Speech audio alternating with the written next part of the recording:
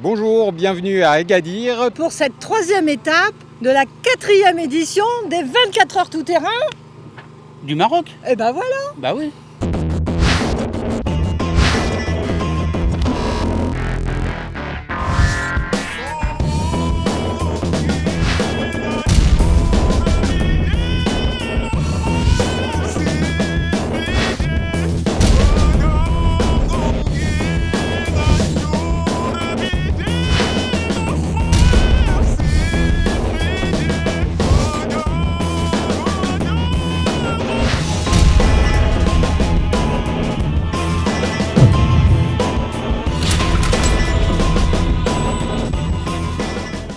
Troisième et dernière étape dans le sud marocain, 21 km de spécial dans la province d'Agadir. Mais avant le départ, petit flashback avec quelques anecdotes des baroudeurs du Rallye Raid. Une anecdote, Dakar 89, on passait cette année-là par la Tunisie. J'avais comme copilote Gérard Lenormand. Et deuxième ou troisième spécial, à chaque fois que j'accélérais, il y avait un bruit genre quick, quick, dès que j'accélérais à fond, sous l'accélérateur. Et je demande à Gérard Lenormand, tu entends le bruit? Il me dit oui, mais je vois pas du tout ce que ça peut être. Moi non plus, je voyais pas. On termine la spéciale.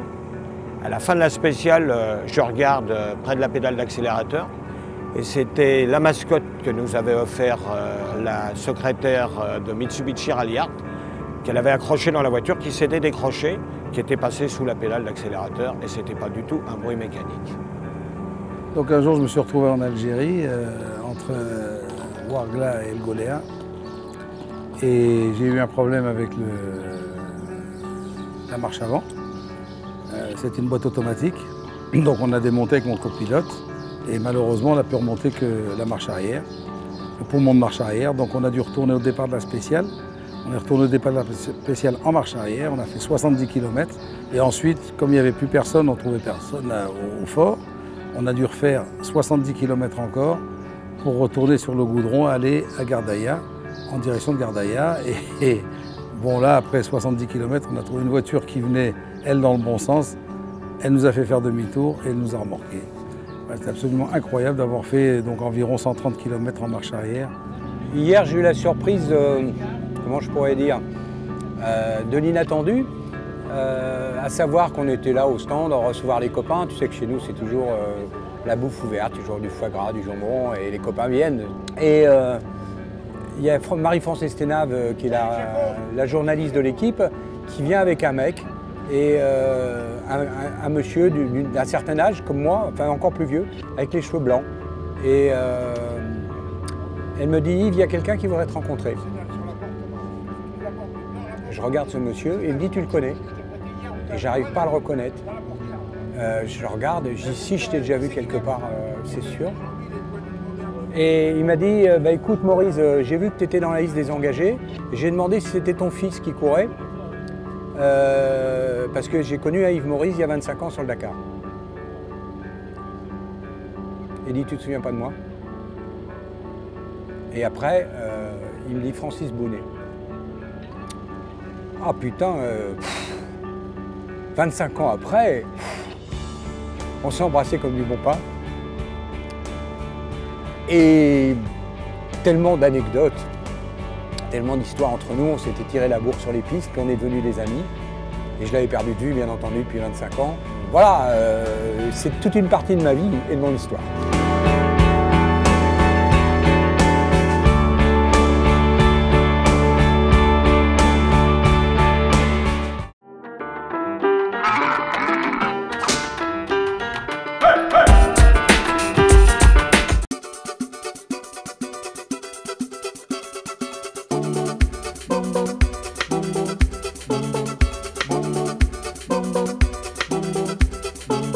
Fini de dormir.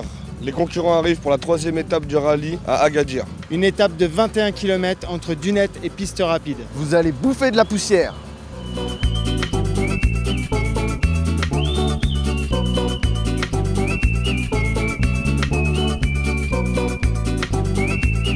Troisième étape sous un soleil de plomb au milieu des Arganiers. La spéciale du jour aux airs de paysages enchanteurs à malmener les organismes et les machines. En route pour 21 km au pays des chèvres. Allez!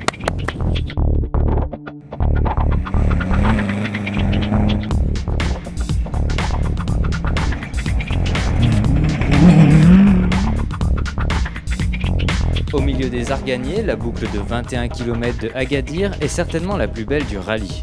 Mais c'est aussi la plus difficile pour les concurrents. Un soleil de plomb, pas de vent, une poussière stagnante rendent cette spéciale dangereuse pour les voitures qui se suivent de près.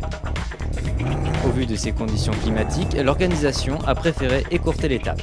Pour des raisons de sécurité. Il fait, on va dire, il fait trop chaud, il y a trop de poussière et ça devient dangereux pour les participants.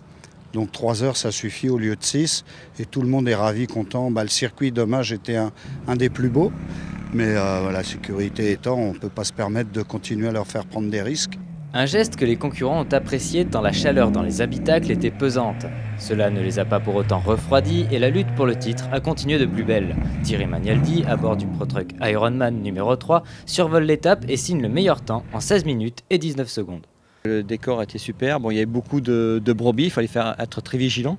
Beaucoup de pilotage, mais sinon RAS, j'ai eu la chance de prendre un bon départ, partir devant, pas de poussière, et puis faire ma course tranquille. Donc la course a été écourtée de 3 heures parce que c'était vraiment pénible pour doubler, il y avait beaucoup de poussière, c'était un petit peu dangereux, donc je pense que c'est une bonne option qu'ils ont pris, et puis pour nous ça nous arrange puisqu'on était en tête à ce moment-là.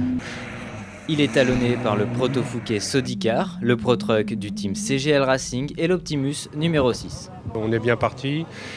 Et rapidement, tandis que les gens qui étaient devant nous étaient assez rapides, on a pu rouler sans avoir trop de poussière. Voilà. Après, ça c'est un petit peu compliqué quand on a commencé à rattraper les derniers. Là, il s'est tombé au mauvais moment de la journée, je pense, où il y avait le plus de poussière.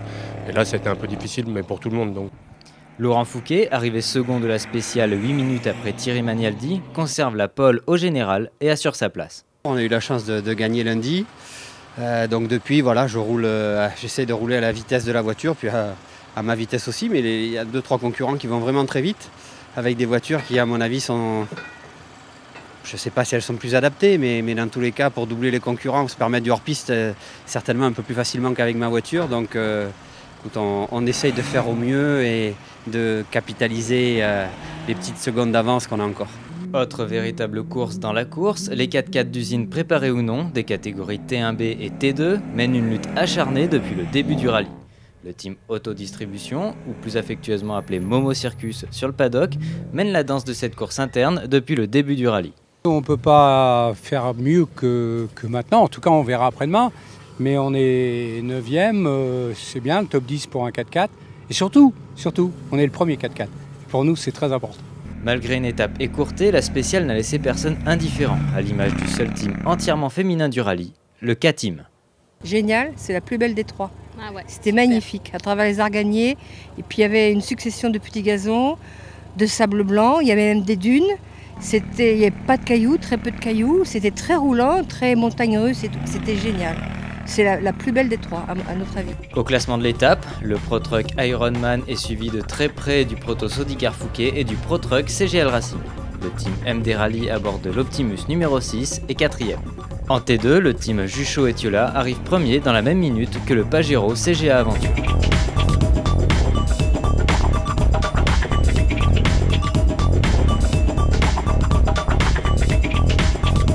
Au général, le Proto Sodicar est toujours en tête, suivi du team MD Rally à bord des Optimus 6 et 11.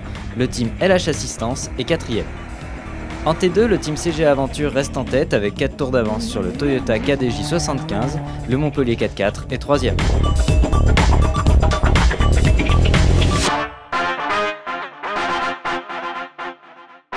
La caravane du rallye quitte maintenant Agadir, en route pour Marrakech pour la dernière spéciale, et nous, comme d'habitude, on se quitte avec les meilleures images de la journée.